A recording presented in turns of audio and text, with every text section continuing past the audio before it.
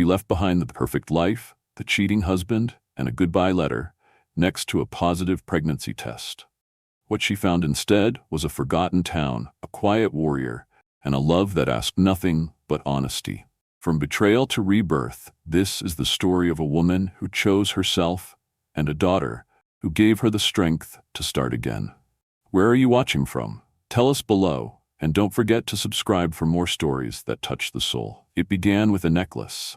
A heart-shaped pendant tucked carelessly into the back of Henry's mahogany desk drawer, buried beneath appointment cards and surgical notes, where he must have thought I'd never look. But I wasn't looking for secrets. I was organizing his paperwork like I always did, playing the part of Caroline Masters, the elegant, composed wife of one of Connecticut's most respected cardiac surgeons. 33 years old, perfectly polished, and perfectly invisible. The late afternoon sun poured through the tall windows of our riverside estate, casting golden light across the marble floors like everything was just as beautiful as it seemed. But when I held the velvet box in my hand, I felt the first crack beneath the surface. It was heavy for its size, expensive. I opened it, expecting, what? A forgotten gift? A surprise for our upcoming anniversary? It wasn't for me. The gold heart pendant shimmered with betrayal. Delicate cursive engraved on its back, "To my Bella, for every stolen moment." Bella, not Caroline, not C, not even a lazy, "love you." No, it was intentional, intimate. And suddenly the warmth in the room turned cold. My reflection in the antique mirror across the room caught me off guard. There I was, tailored blouse, pearl earrings, hair smoothed into submission. Everything about me whispered, put together. I'd been raised in a world where appearance trumped truth, where emotion was weakness and discretion was survival. My mother used to say, never let them see you crumble. And I didn't. Not when the socialites gossiped, not when I had to smile through dull charity events, and certainly not when Henry missed dinner for the 100th time with a text that read, "Late surgery. Don't wait up." The phone buzzed again with the same message, and I stared at it, wondering how many late surgeries had actually ended in hotel beds. My stomach twisted. That same wave of nausea that had haunted me for weeks now. But this time I knew it wasn't from heartbreak. I reached into my purse and pulled out the small plastic stick I hadn't dared to show him. 2 bold pink lines stared up at me like a sentence I hadn't yet read aloud. I was pregnant with his child, and he was giving gold necklaces to someone named Bella. I stood still for a long time, the pendant in one hand, the test in the other, while the air around me grew thick with the silence of a life that wasn't mine anymore. A perfect house, perfect marriage, perfect lie. Without quite knowing why, I walked into his study and sat down at the desk. I powered on his laptop. Same password he always used, our wedding date.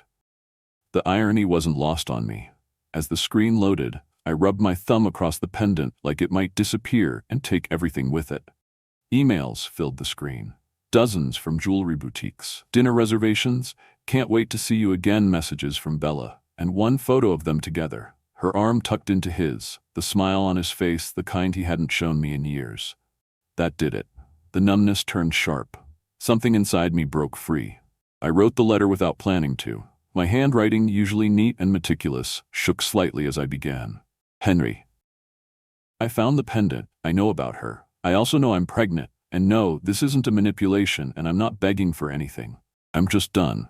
I'm walking away before this child is born into a life of cold stares and empty apologies. You always said we'd start a family when things calmed down. Turns out, I was the only one waiting. There's nothing left to save. Caroline. I folded the letter slowly, placed it next to the test, and left the necklace on top, like a ribbon on a gift he never deserved.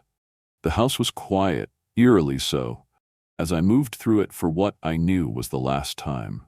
Every room echoed with memories.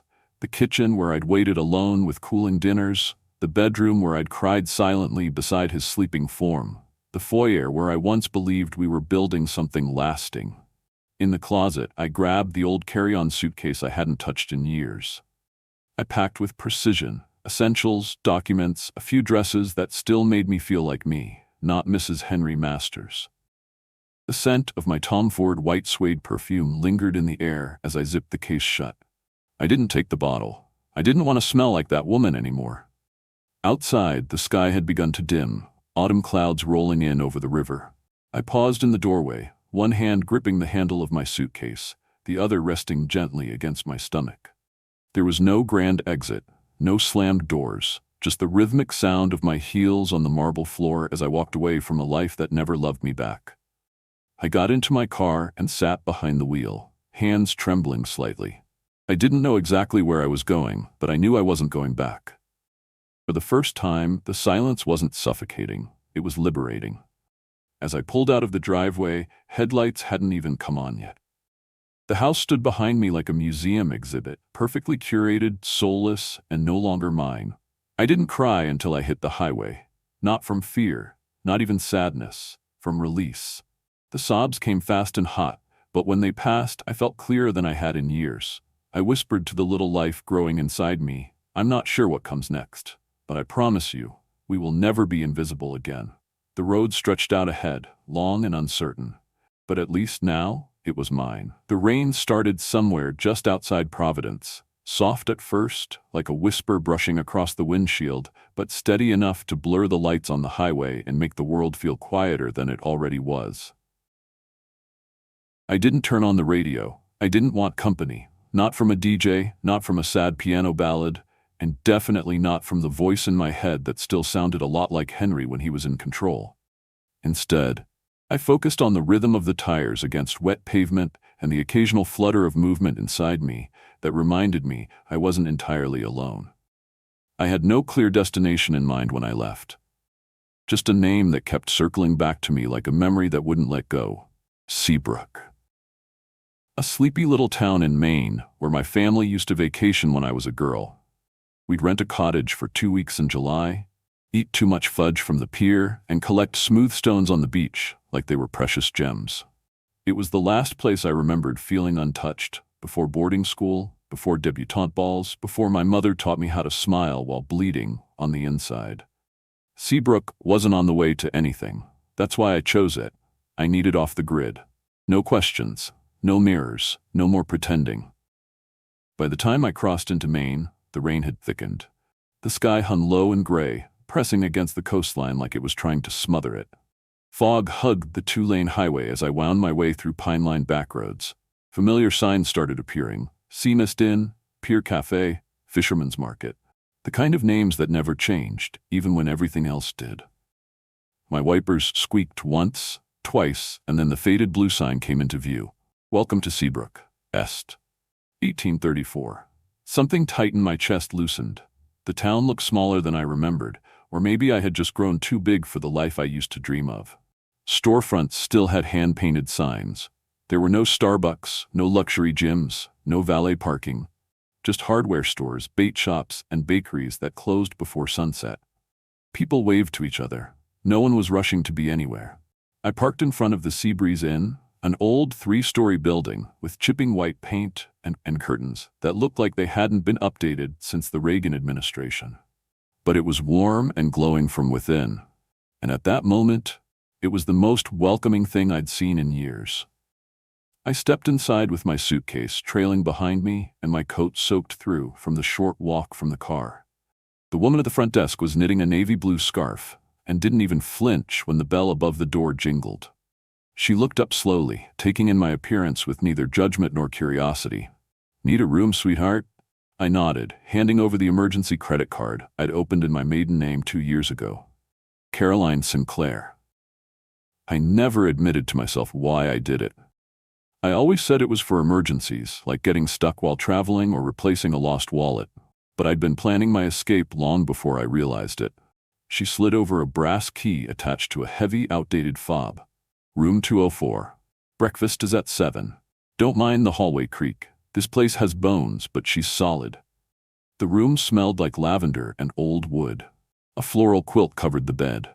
The wallpaper peeled in one corner, and the radiator hissed like it was gossiping about me. But when I pulled back the curtain and looked out at the dark harbor, I felt something I hadn't in a long time. Stillness. Boats rocked gently under moonlight. No headlights, no footsteps. Just the sea and the sound of distant foghorns. I didn't unpack. I sat on the edge of the bed, pulled the pregnancy test from my coat pocket, and stared at it again like it might tell me something new. The 2 lines were still there. Still undeniable. Henry had wanted children. At least he'd said so when it made him look good. At dinner parties, when someone brought up next steps, he'd smile that curated smile of his and wrap an arm around me. We're trying. It's just not our time yet. But in private, he'd brush off any serious discussion. He was always too tired or too busy or not in the right headspace. He didn't want children. He wanted the idea of them. The social currency. The photo ops. And the moment I couldn't deliver on his timeline, he had his excuse to look elsewhere. But now here I was, pregnant, alone, and for the first time not crushed by it. Something inside me stirred. Not fear, not quite. Something closer to resolve. My phone buzzed on the nightstand.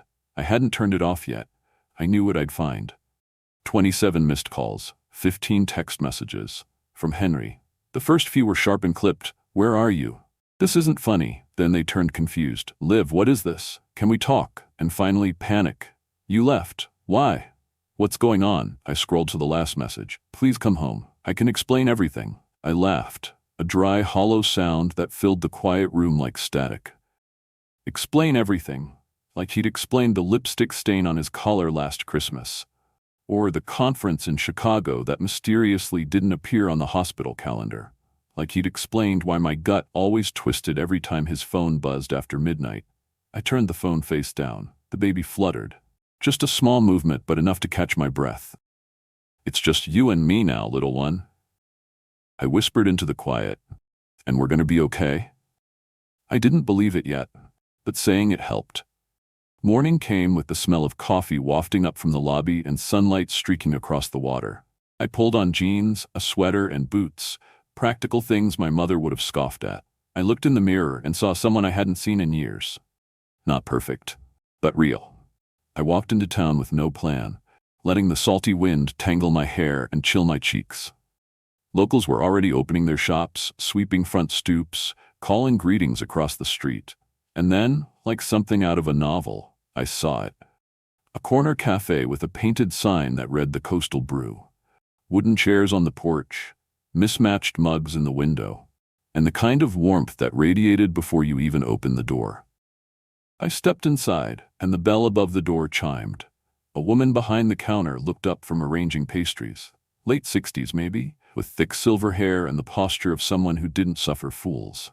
She gave me a once-over and smiled, not sweetly but knowingly. First time in Seabrook? She asked, reaching for a coffee pot. Not exactly, I said, then paused. Been a long time. Ah, she said, pouring coffee into a heavy mug. A returner. Those are always the interesting ones. I took the mug and a seat by the window. Outside, the waves rolled in and out, steady as breath. And for the first time since I left, I exhaled. The Coastal Brew Cafe quickly became more than just a place to warm my hands around a mug. It was a kind of sanctuary. The kind you don't realize you're searching for until you walk through the door and realize something in your chest finally lets go. Maybe it was the scent of fresh cinnamon scones in the morning, or the mismatched chairs that looked like they'd been collected one at a time over decades. Or maybe it was Ellie, the woman behind the counter with eyes that saw through people like X-rays, but somehow made you feel safe anyway. She learned my name within the first 5 minutes of that first morning. Caroline, I'd told her.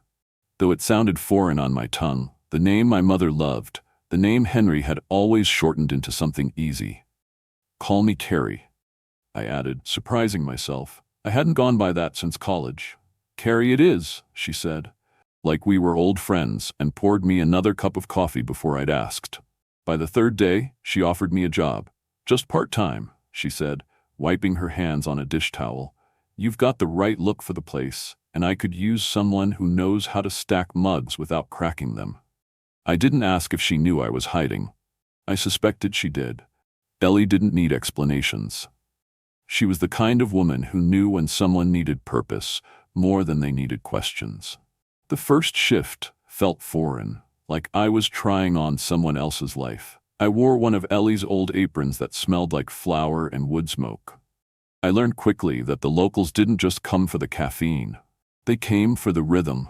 Old Ben, who always sat by the window with a blueberry muffin and the Times.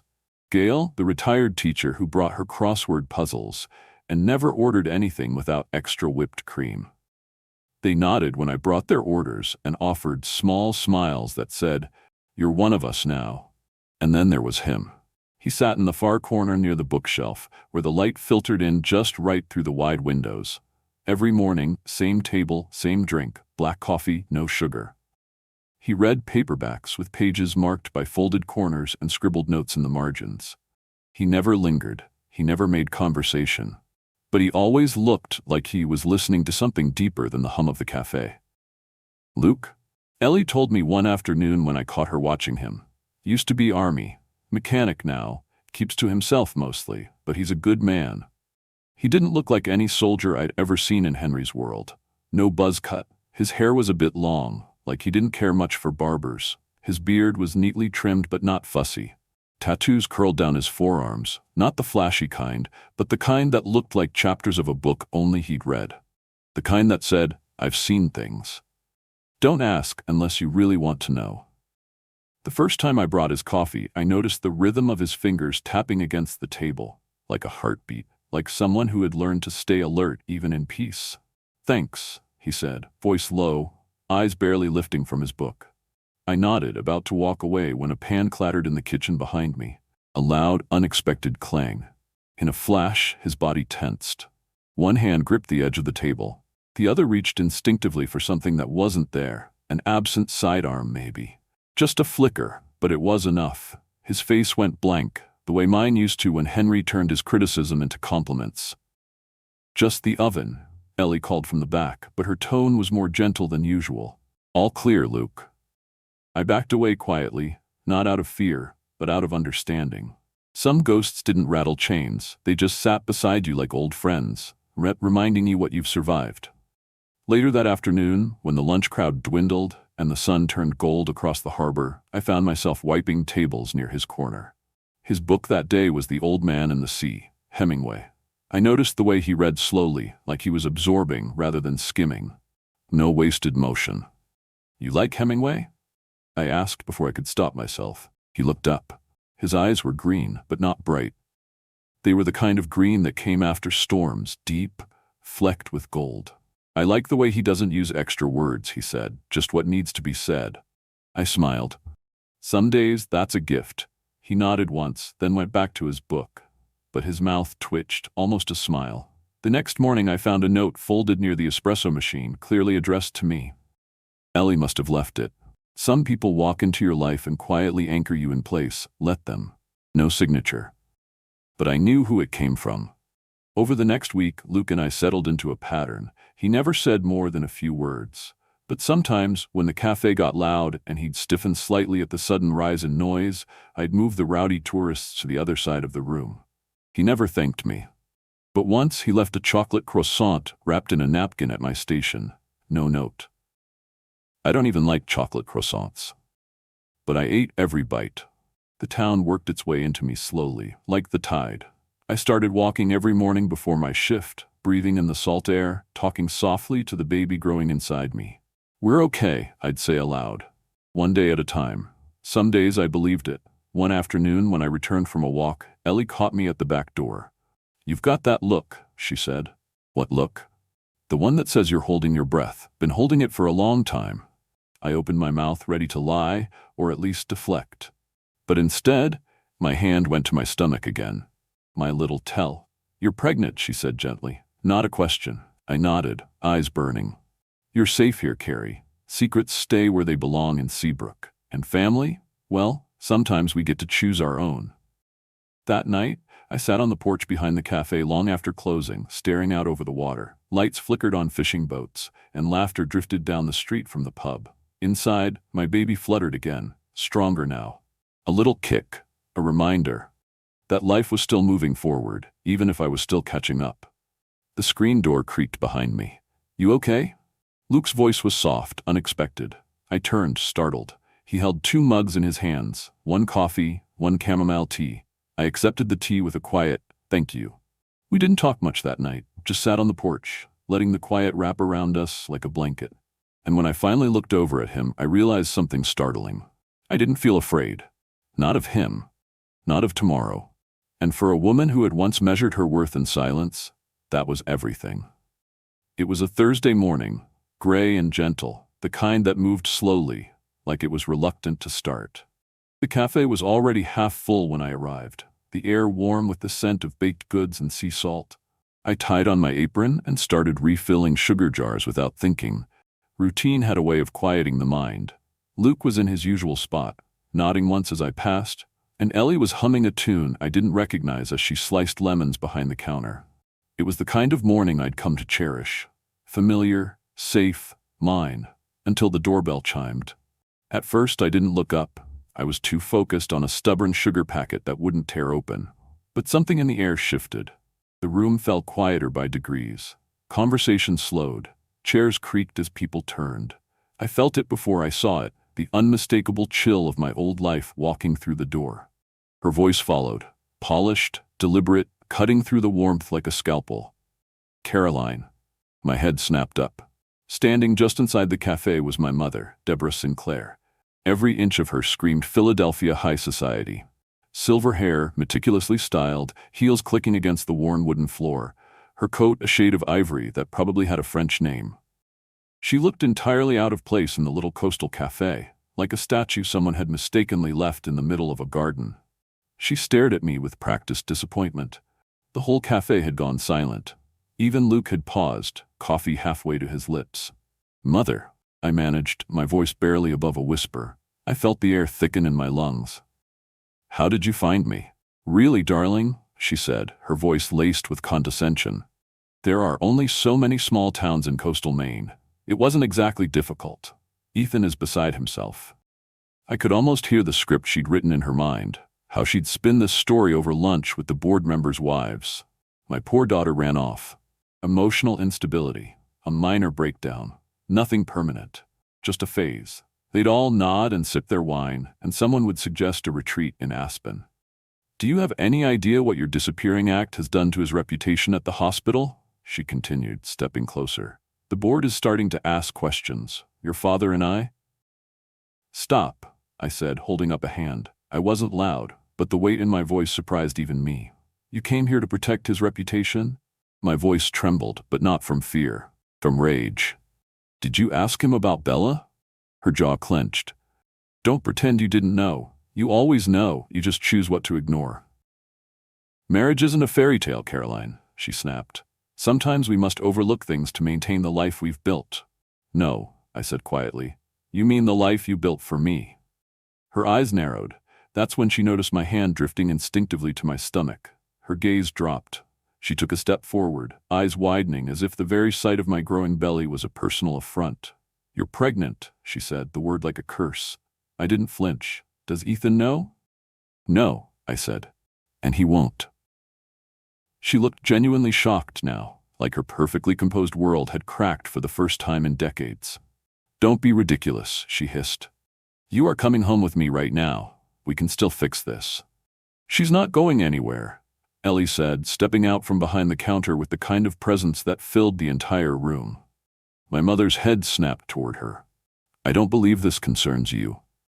"Anyone threatening one of my girls concerns me," Ellie said, folding her arms across her chest. The room held its breath. Luke stood slowly. He didn't say anything, just made himself visible, present, his military bearing unmistakable, his protective stance quiet but firm. "Family," Ellie added, looking at me. "Real family stays. They show up." Victoria scoffed, looking around the cafe like it was a garbage heap. "These people, this is what you left us for? A shabby diner in a town barely on the map?" Something in me snapped.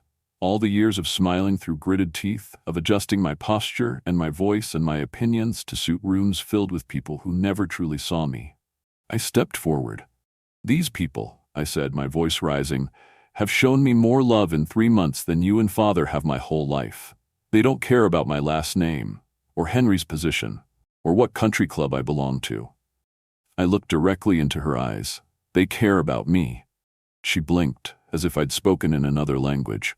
"I'm not that daughter anymore," I said, "and I won't be part of your perfect story. I'm building a life for myself and my child, and if Ethan wants to find me, tell him to try, but I'm not hiding, and I'm not going back." There it was, The truth, spoken like a final chord. For a moment, just a flicker, I saw something crack behind her eyes. Regret, fear, maybe even understanding. But it was gone in an instant, replaced by the cold mask she wore better than pearls.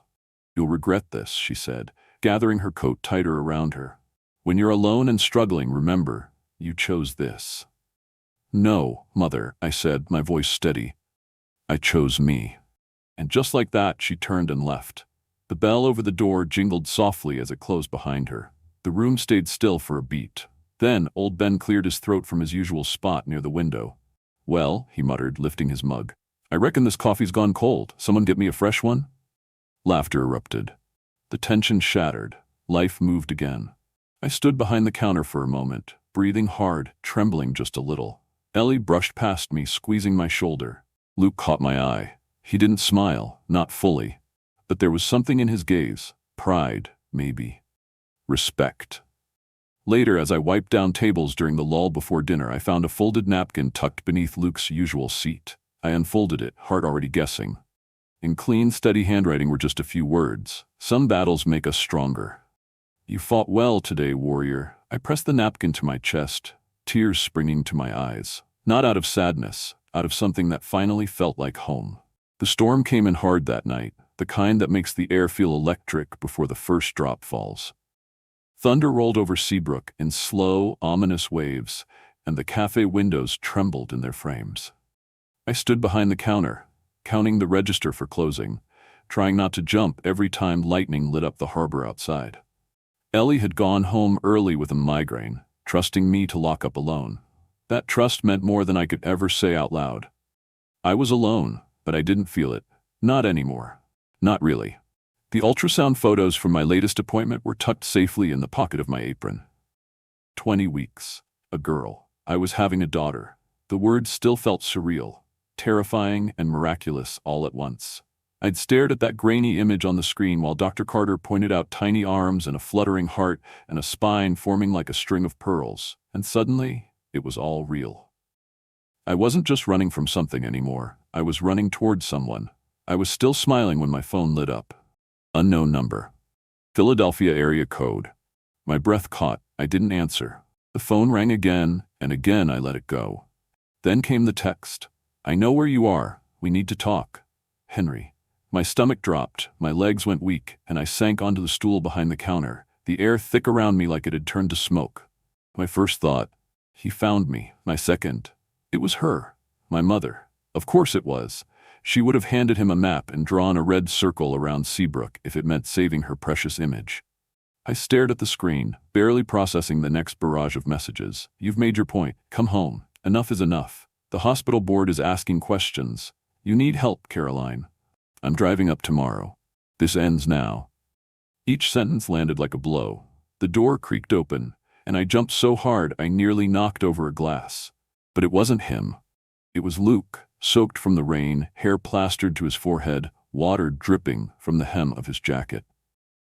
"Thought you might need help closing up," he said.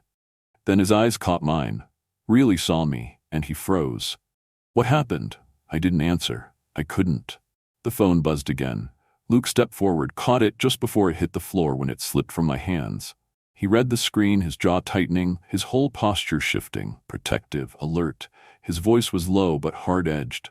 "He's your husband?" "Yes," I whispered, shame curling up like smoke in my throat. "Soon-to-be ex. He found me. He's coming here."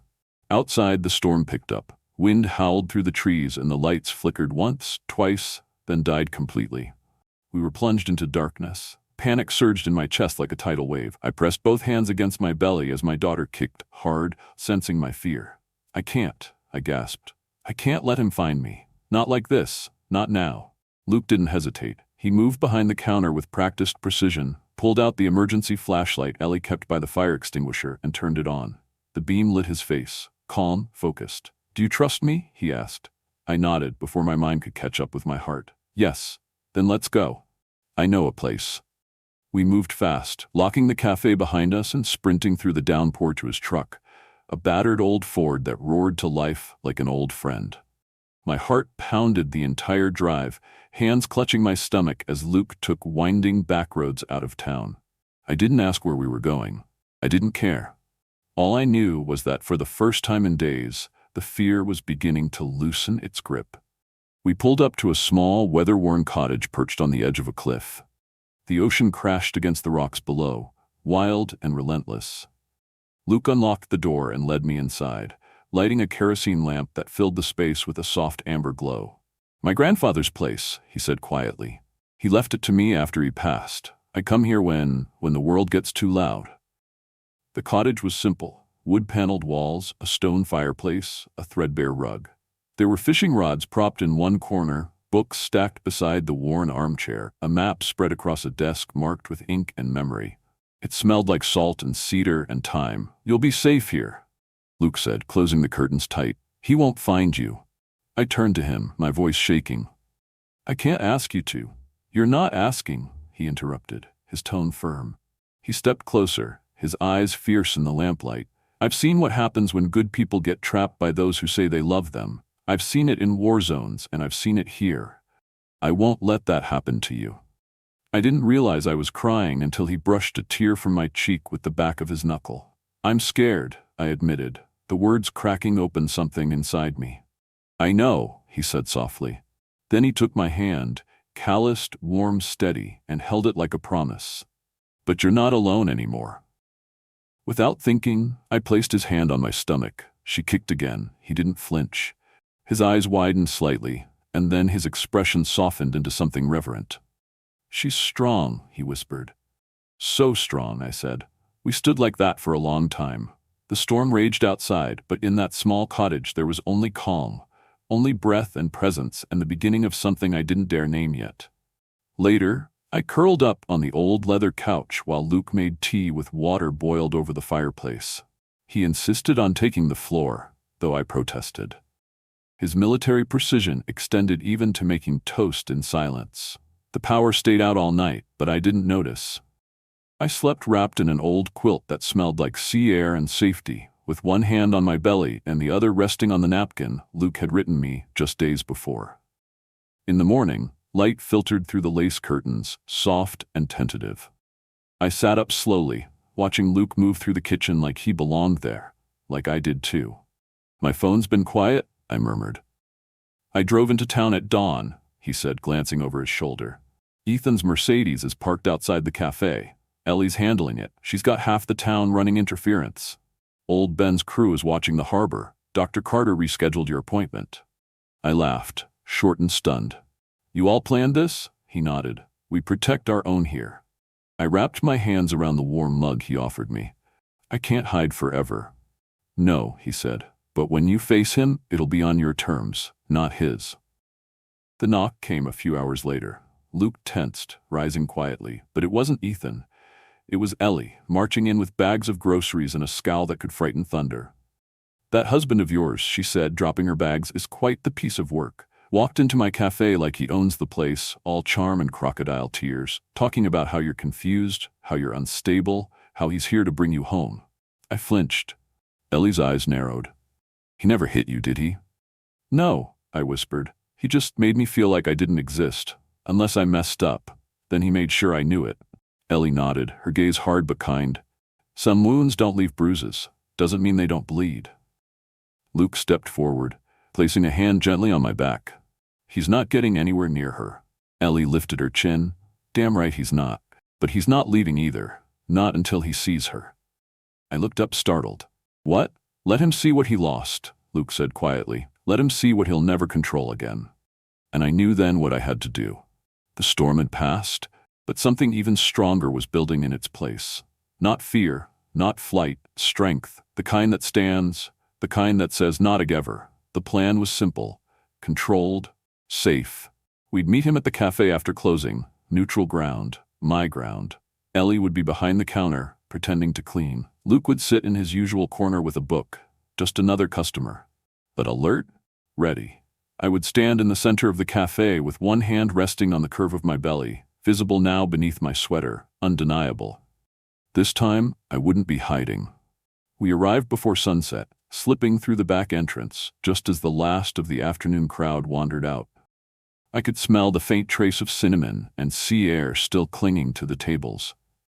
The familiar creak of the floorboards beneath my feet felt oddly grounding. This place, this imperfect, honest little cafe had become the heart of my new life. The one I had built, one terrified breath at a time. I exhaled slowly, steadied myself, and waited. At exactly 7 p.m., headlights swept across the front windows, the sound of tires crunching gravel, a car door closing. Then, the bell above the door jingled. He stepped inside. Henry Masters, tall and lean in a charcoal wool coat that probably cost more than a month's rent in Seabrook. His shoes were polished, his hair perfect, his jaw clenched just tight enough to seem concerned. He scanned the room, saw Ellie wiping the same spot on the counter too many times, saw Luke in the corner with his head bent over a paperback, and then his gaze landed on me.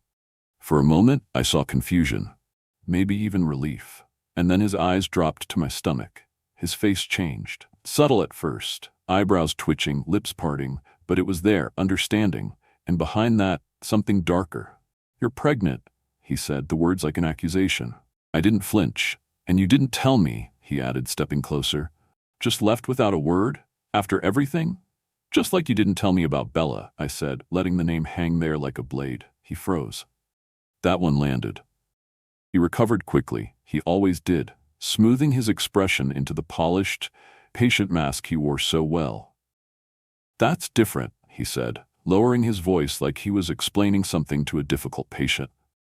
"You're being irrational, clearly not thinking straight. Let's go home and talk this through like adults." I laughed, sharp and humorless. "Talk? You mean like when I asked if you wanted children, and you said not yet, while sleeping with a med student half your age? Or when I cried in bed, and you said I was being dramatic? That kind of adult conversation?" His jaw tightened. "You've embarrassed me," he said. "You've embarrassed our families." "Good," I snapped. Ellie looked up sharply, a smile playing at the corner of her mouth. "This is beneath you, Caroline," Henry said, glancing around the cafe with undisguised disdain. "Working in a small-town diner? With these people?" His eyes landed on Luke like he was a pest. Luke didn't move. But the air shifted, coiled, dangerous.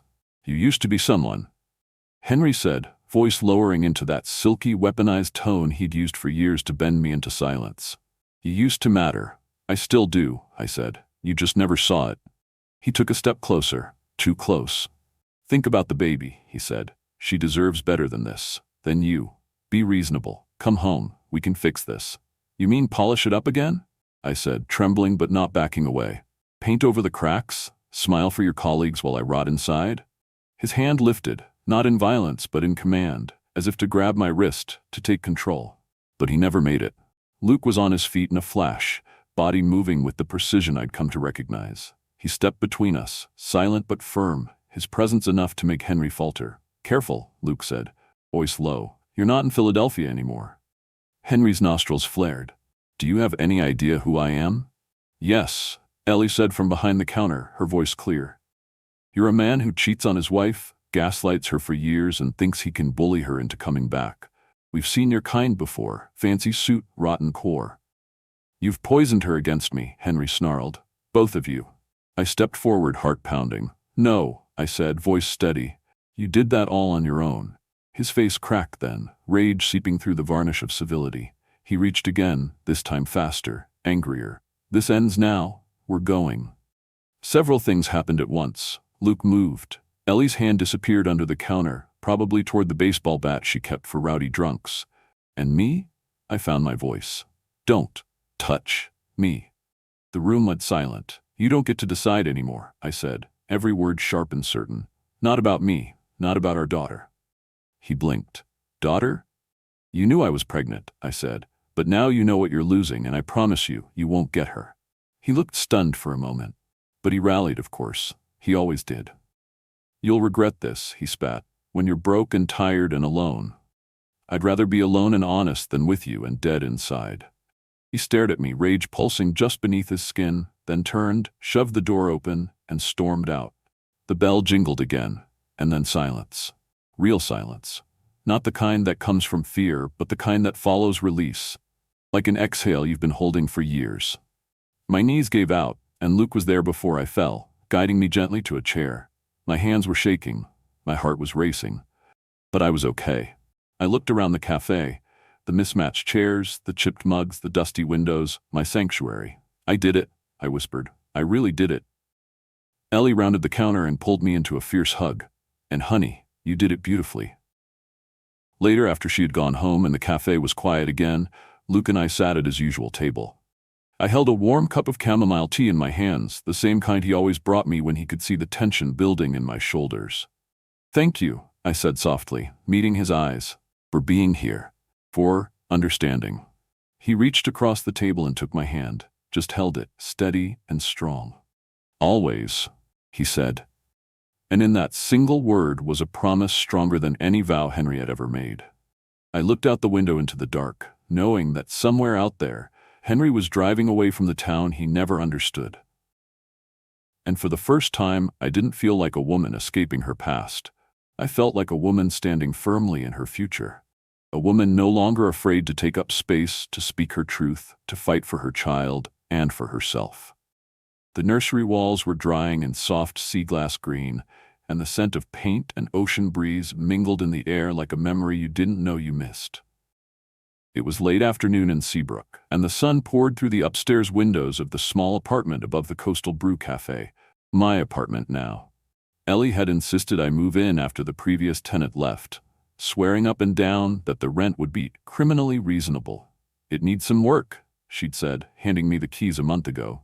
But so did you when you showed up here. Look how well that turned out. Now, at 7 months pregnant, I stood barefoot in the middle of the room with a paintbrush in one hand and the other resting on my belly, watching my daughter tumble and stretched beneath my skin like she knew this place would be hers too. The walls, the floors, the future, none of it was fancy. But it was mine. Luke appeared in the doorway, carrying 2 cans of touch-up paint and wearing a t-shirt already splattered with primer.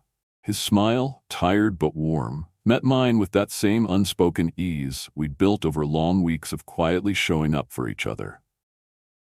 I still think you're crazy for wanting to do this yourself, he said, setting the paint down and wiping his forehead with the back of his arm. Dr. Carter says light activity is good for me, I replied, dipping the brush back into the tray.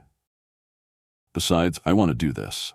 I never got to choose anything in my old house. Every room, every pillow, it was all picked by a designer who thought beige was a personality. Luke chuckled and reached for a roller, working beside me in comfortable silence. We didn't talk about Henry much anymore. Not because we avoided it, but because it no longer needed to be said. The divorce was moving forward, slow but steady. My lawyer had sent over papers last week, and despite Henry's initial resistance, the mountain of evidence, the emails, the affair, the testimonies from hospital staff had shut down any attempt to contest it. He was still trying to control the narrative back in Philadelphia. But from here, from this little sunlit room in Seabrook, it felt like watching a play from behind the curtain. I knew the script. I just wasn't in it anymore. My parents hadn't called. Not once since the confrontation at the cafe. But last week, a package arrived without a return address. Inside was a small silver locket I hadn't seen in years. I remembered finding the clover inside it when I was 8, pressed between the pages of a poetry book in my grandmother's library. It had always been for luck. Tucked into the locket now was a tiny photo of that same 4-leaf clover and a folded note that simply read, "For the life you choose, not the one chosen for you." It wasn't signed, but I knew it was from my grandmother. Quiet love. The kind that slipped between cracks and bloomed in the dark. A splash of paint landed on my cheek. I blinked and turned. Luke was looking suspiciously innocent, holding a very guilty-looking brush. "Seriously?" I asked, laughing. "You look too clean," he said, stepping closer. "Didn't feel right." I retaliated with a swipe of green across his forearm, and suddenly we were both speckled with color, laughing like we hadn't in weeks. It wasn't the polished laughter I used to fake at fundraisers. This was real, unfiltered, unguarded. "You've got paint everywhere," he said, reaching out to wipe a spot from my nose. His fingers lingered a moment longer than they needed to, brushing lightly against my skin. I didn't move away. "Liam," I whispered, his real name tasting soft and uncertain on my tongue. I might not be ready for anything serious, not yet." He nodded, serious now. "I know, we've both got healing to do." Then, without hesitation, his hand moved to my belly. My daughter kicked just beneath his palm. His breath caught. "I still can't believe there's a person in there," he murmured. "She's stubborn already," I said, grinning, "especially when I try to sit still." We stood like that for a long time, his hand on my stomach, mine on his wrist. Two people who had been broken in different ways, finding a rhythm that didn't demand perfection. Later that evening, after he'd gone back to the marina and the apartment had settled into quiet, I sat in the rocking chair Ben had refinished for me. It sat in the corner, beneath the window, where I could watch the stars begin to shimmer above the water. My body ached, but not in a way that felt like pain, more like a reminder that I was expanding, physically and emotionally. Stretching into the kind of woman I never thought I'd become. On the table beside me lay the ultrasound photo from last week, her tiny face, her hands balled into fists like she was already ready to fight. I was learning to love her before she was even born. But even more, I was learning to love the version of myself that had chosen her. Chosen us. It wasn't a grand love story. It didn't have chandeliers or orchestras, but it was honest, it was earned. And it was enough. Luke and I didn't make declarations. We didn't rush. But there were signs, small ones. The way he'd leave fresh flowers on the cafe counter with no note. The way he'd listen when I talked about the baby's future without interrupting. The way he respected my silence on days I couldn't find the words. We were two people building something, not because we were desperate, but because we'd both learned what it meant to lose ourselves. Now we were finding our way back.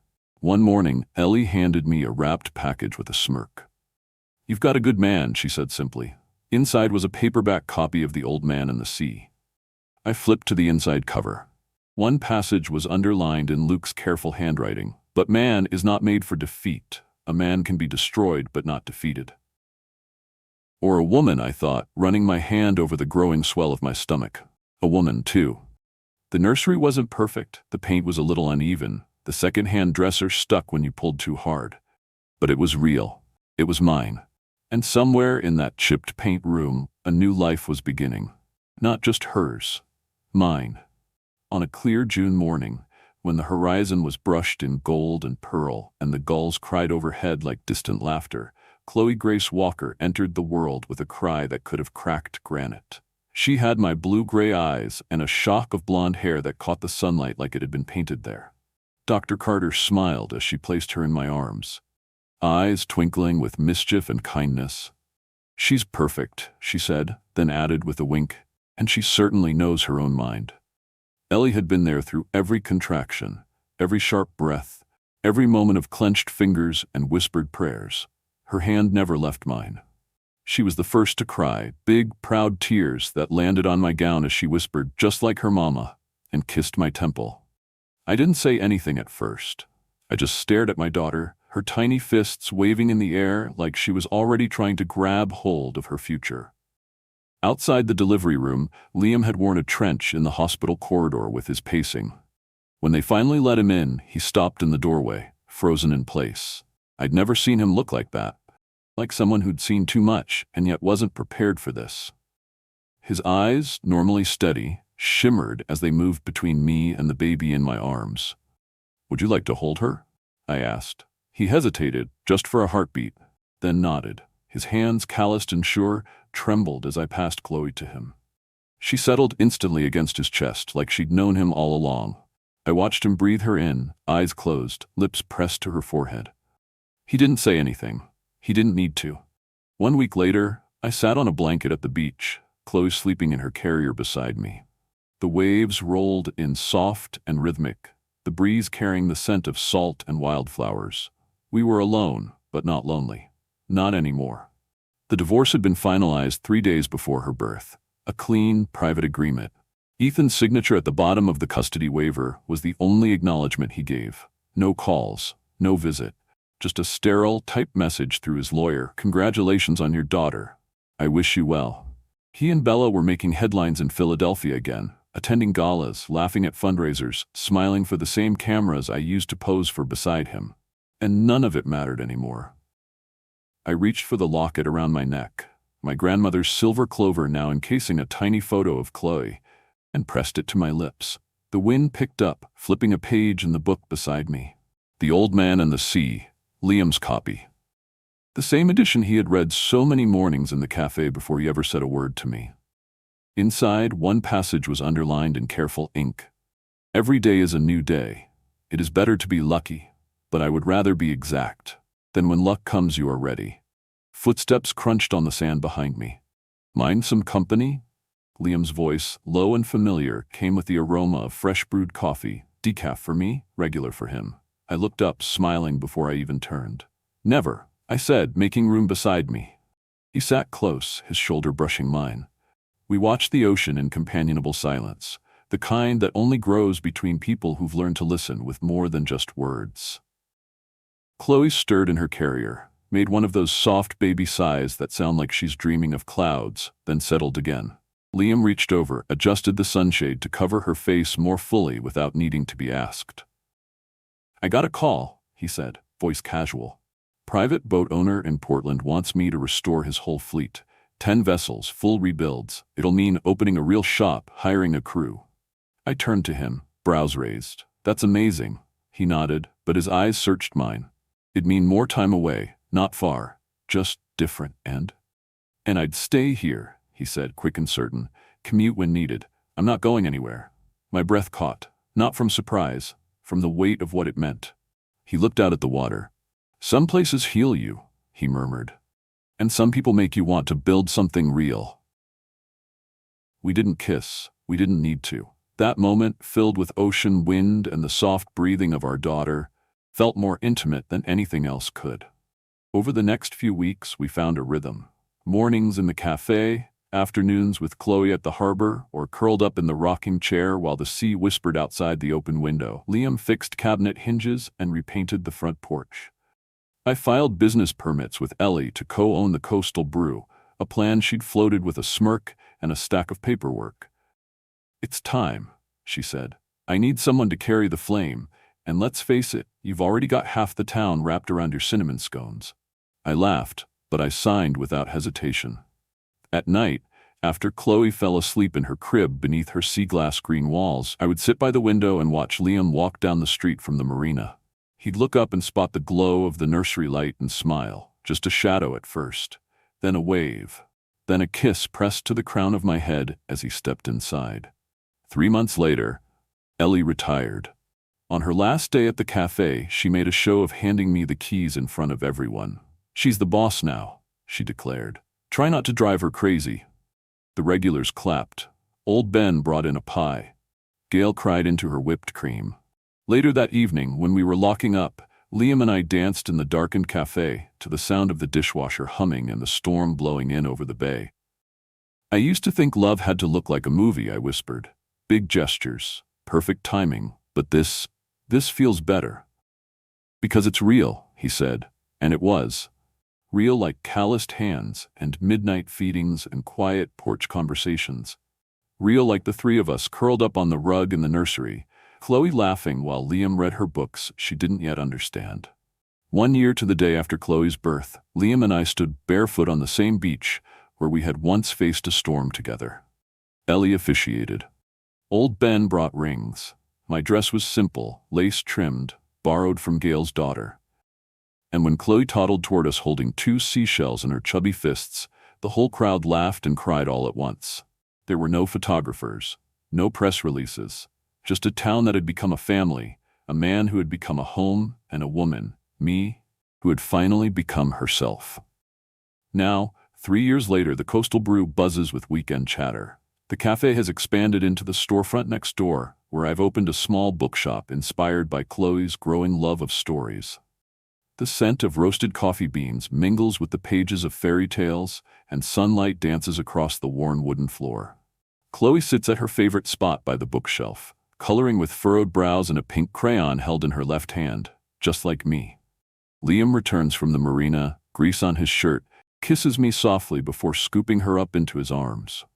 The silver ring on his finger gleams in the light. Mine matches. Family isn't always who raises you. Sometimes it's who catches you when you fall apart and stands with you while you rebuild. Sometimes it's who helps you write the new chapters. As Chloe runs to the window to wave at the fishing boats heading out to sea, I watch her reflection. I see myself in her, the fierce spirit, the curiosity, the stubborn spark. And I smile, because this is our story now, and we're writing it together. Thank you so much for staying with us until the very end of this story. If you're still here, it means something in Caroline's journey touched your heart. And for that, I'm deeply grateful. This wasn't just a story about love lost and found.